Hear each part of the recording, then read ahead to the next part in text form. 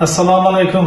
Men Buxoro viloyatidan mana shu Namangan shahriga tashrif buyurib, 3 oy oldin SVF terapiyasi ustida son chanog'imni operatsiya qilgan edim. Hozirda ahvolim juda yaxshi, umuman og'riqlar yo'q. Shu doktor Femini klinikasi doktorlarga Shavkat akamga, Bodor akamga, barchalarga o'z minnatdorchiligimni bildiraman. Mana shu klinikaga kelib bemalol og'riqsiz operatsiya qilib, hammaga shifo tilayman. Alloh hammaga o'zi g'aybidan shifo qilib bersin. Rahmat.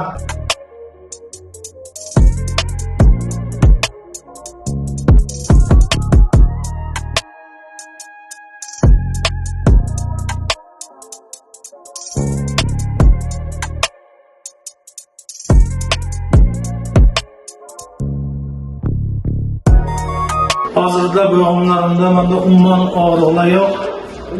Agar bo'g'im og'riqlarida bo'lsa, bironda ishga mana shu doktor kelib, davolashlarni tavsiya qilaman yuragimdan. Rahmat yana bir bor hammaga.